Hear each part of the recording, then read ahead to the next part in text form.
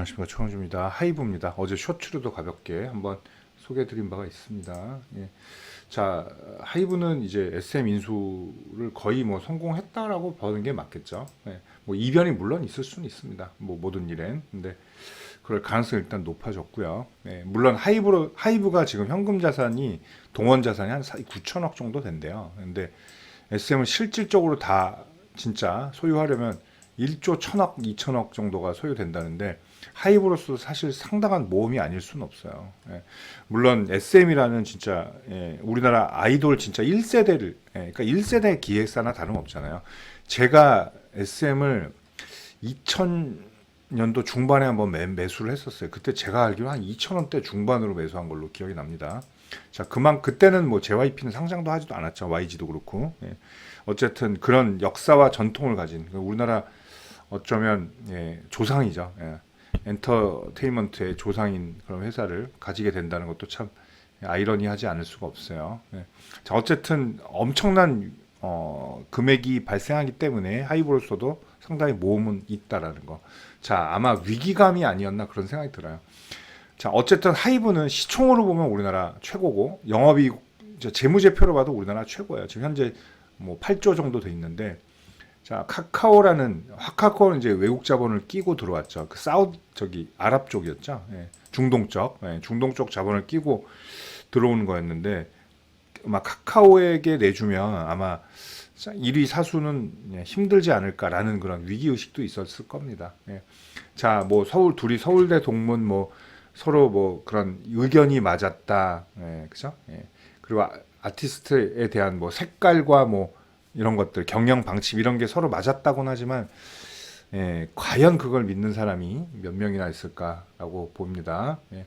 서로 윈윈 하겠죠. 이수만 씨는 어떻게 보면 반란이었죠. 그때 한번 생각나요. 저번 주인가 뭐 김민종 씨가 무슨 뭐 적극 반대한다 이랬다가 그러니까 지금 반 이수만 체제 분들이 되게 싫어 욕을 했었죠. 자, 뭐 변화를 할 때다. 지금 SM 막 이러면서. 근데 이제 이수만 씨는 이제 속상했겠죠. 예. 자, 어쨌든 뭐 그런 일로 뭐 방시혁 의장과 손을 잡지 않을 수가 없었을 것 같아요. 선택의 여지가 별로 없지 않았을까. 예. 그렇게 저는 생각이 됩니다. 그리고 뭐 사이드로 어떤 뭘 줬을 가능성이 있겠죠. 그죠? 경영권 참여는 못하게 뭐 계약이 되겠지만 뭐 어느 정도 뭐가 있지 않을까 저는 그렇게 생각이 됩니다. 어쨌든 뭐 그거는 뭐 우리가 뭐 관여할 일은 당연히 아니고요. 하이브의 미래는 이제 지금 말씀드린 건 조금 더 단단해졌다. 자, 지금 음봉이 나온 이유는 자, 당장의 어떤 그런 금액적인 투자 때문에 그런 거죠. 자, M&A의 기본이에요. 그죠? 피인수 기업은 매수, 인수 기업은 매도. 이거는 뭐 주식의 그리고 경제 원리의 정석이라고 볼 수가 있겠죠. 자, SM 같은 경우는 이제 뭐 계속 신고가 행진을 벌이고 있습니다. 자, 이만큼 성장했다. 제가 매매했던 데가 요런 데였거든요. 2,000원대 요런데. 자, 이제 뭐 11만 8천 원이라는 뭐 자리까지 찍었고, 그리고 이제 공개 매수하는 것도 12만 원대 이런 얘기가 나오기 때문에 조금 더 상승할 가능성도 보이죠. 자, 하이브는 반면에 이제 이날도 갭 떠서 시가에서 막 올라가다가 하락하고 어제도 또 시가 갭 떴다가 하락 마감하는 그런 흐름을 보이고 있어요. 자, 저의 중기적인 관점의 단점 똑같아요. 관점은. 자, 저는 뭐 한 25만 원 돌파 정도 일단은 볼게요. 근데 이것도 시간은 좀 걸릴 가능성이 있어요. 자, 인수했다 그렇다고 막 후루룩 날아가기는 쉬운 구조는 아니죠. 밟고 가야 될 필요가 있어요. 지그시 밑에를. 자, 왜냐면 이제 시작 단계라는 거예요. SM과 하이브는 약간의 성격이 다른 그런 아티스트를 보유하고 있지만 하이브는 미리 준비 중이었다는 거죠.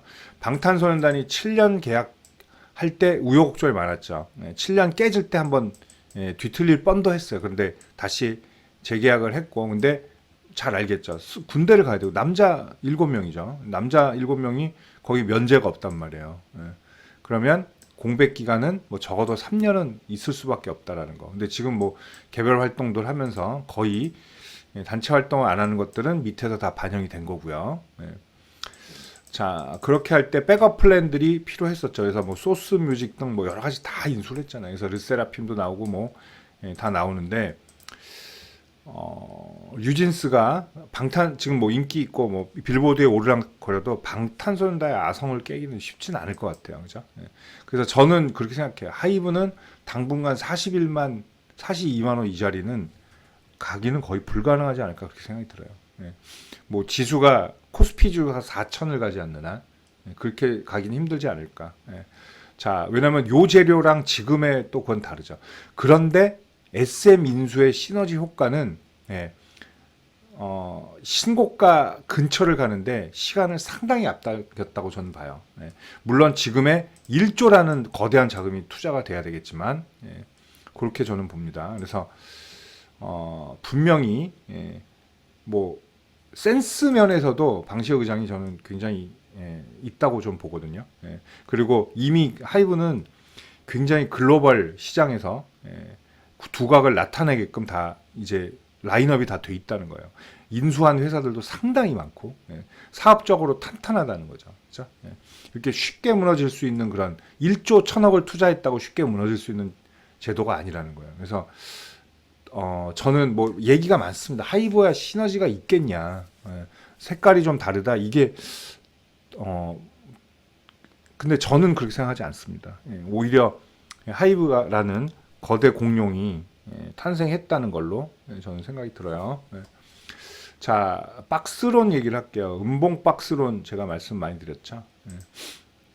자, 하이브를 요렇게 일단 요렇게 보시면 돼요. 이제 여기까지 온다면 더 좋은 매수 포인트가 되겠죠. 그죠?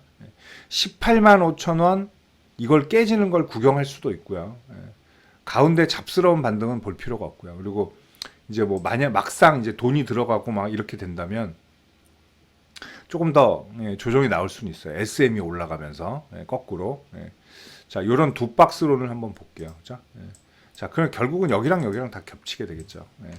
하이브는 이제 뭐 지금 보실 분들은 좀 장기적인 입장에서도 볼 필요는 있어요. 진짜 매매가 아닌 투자가 될 수도 있는 포지션이 될 수 있겠다. 저는 그렇게 봅니다. 자, 일단 뭐 25만 원을 제가 뭐 중기 목표가를 말씀을 드렸어요. 25, 26 이런 데를. 근데 저는 장기적인 관점으로 좀 더 보면 30만 원을 넘기는 흐름도 가능하다고 봅니다. 30만 원. 그게 언제일까요? 그건 뭐 알 수가 없어요. 그죠? 자, 그리고 이제 시끄러울 거고, 그리고 SM에서 지금 반대했던, 그러니까 카카오와 손잡았던 그쪽 있죠. 그쪽과에도 정리를 해줄 필요, 물론 싹 정리하겠죠. 하이브에서 인수를 하면 놔둘 리가 없겠죠, 그죠? 그런 면들, 그게 또 단합적인 것들, 그리고 시스템을 하이브 시스템에 맞추는 뭐 이런 것들, 완전한 독립적인 레이블로 하진 못한다는 거죠, 그죠? 하이브 색깔을 분명히 입힐 수밖에 없다는 거죠. 그런 시간들, 뭐 이런 것들이 걸릴 것이다. 그런데 생각보다는 빨리 될 가능성이 높아요. 그러니까 시너지 효과가 빨리 나올 가능성도 충분히 있다라는 거예요. 자, 그리고 카카오가 어떻게 포기할지 뭐 어떻게 될지는 모르겠습니다. 이미 지분이 있기 때문에. 그리고 뭐 시비 발행한 것들, 뭐 이수만 총괄이 지금 가처분 신청을 낸 상태이기 때문에 그것도 결과를 좀 볼 필요가 있어요. 자, 하이브 좀 길게 관점에서, 투자 관점에서 보시면 매매 관점에서는 25만 원, 그죠? 투자 관점에서는 저는 30만 원 이상을 조심스럽게 말씀드리겠습니다. 자, 하이브였습니다. 감사합니다.